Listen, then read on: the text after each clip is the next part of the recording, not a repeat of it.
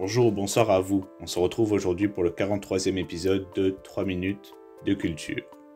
En ce jour, nous parlerons de ce qui a mené à la guerre d'Indochine et de son débutement. En 1945, l'Indochine, qui regroupe le Cambodge, le Laos et 3 régions vietnamiennes, respectivement le Tonkin, l'Annam et la Cochinchine, est une colonie française depuis 1887.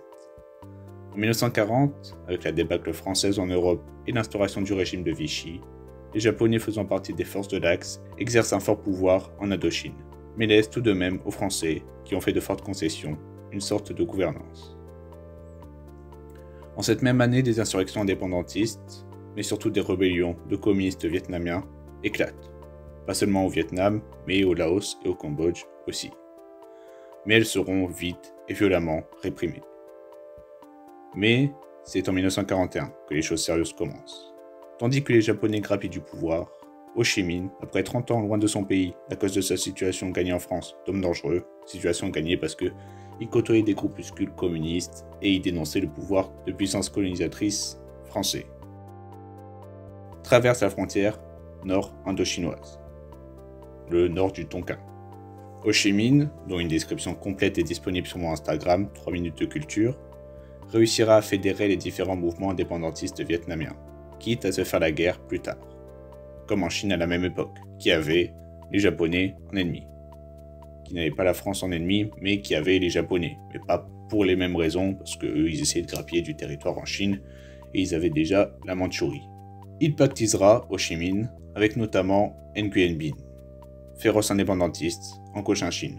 Tout cela pour créer le mouvement indépendantiste vietnamien nommé le Viet Minh. De là, en se finançant avec la vente d'opium, mais aussi en recevant les aides des nationalistes chinois de Chiang Kai-shek et le soutien américain de Roosevelt anticolonialiste, ses futurs ennemis, Ho Chi Minh, ses futurs ennemis au Viet, aideront les troupes d'Ho Chi Minh et Giap, et ils le regretteront, pour déstabiliser les Japonais. En mars 1945, les Japonais, en mauvaise posture, destituent le pouvoir colonial français pour éviter tout risque de trahison. Le 2 septembre 1945, à la fin de la Seconde Guerre mondiale et la capitulation japonaise, Ho Chi Minh proclame à Hanoï, capitale du Vietnam, l'indépendance, donc, du Vietnam, qui regroupe la Cochinchine, l'Annam et bien sûr le Tonkin, d'où la résistance se tient, le plus particulièrement, le plus férocement. Il fera en parallèle un long discours nationaliste anti-français en citant la Déclaration des droits de l'homme et dénonçant l'hypocrisie des Français à ce sujet.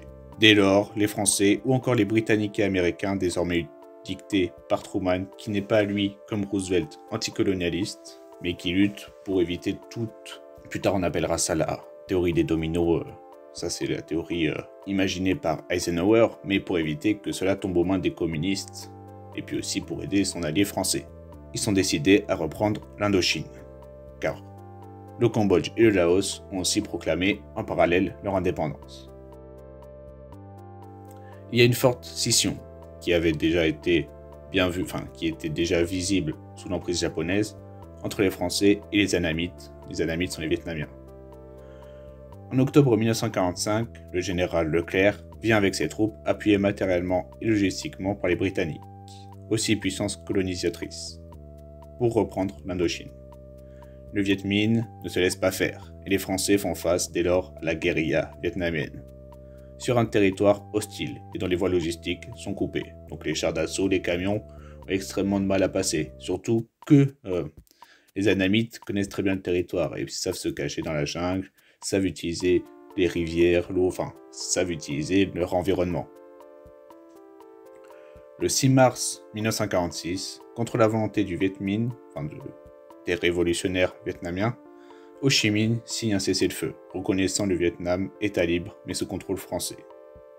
En attendant, un traité officiel.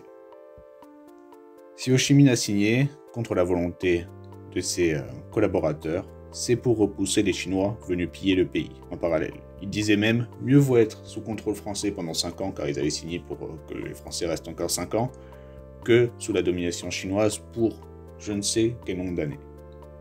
À l'été 1946, la conférence de Fontainebleau se déroule, mais n'aboutira à aucun accord concret, étant donné que l'unification du Vietnam et son indépendance n'ont pas été données par le pouvoir colonial français.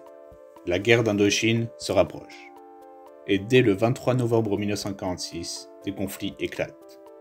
Et de là naîtra un appel à la lutte armée par, encore, le vieux gourou Ho Chi Minh pour sauver la patrie.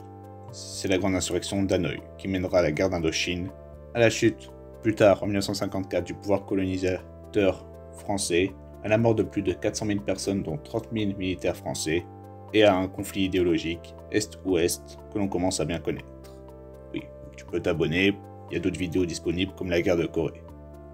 Je ne ferai pas de vidéo sur la guerre d'Indochine elle-même, au vu du grand nombre de vidéos, de séries ou encore de livres qui existent sur le sujet. Je vous les mets toutes en description, enfin toutes celles que j'ai utilisées. Et voilà, tu peux t'abonner, liker, on se retrouve très bientôt pour une nouvelle vidéo, dimanche prochain. Allez, tchuss!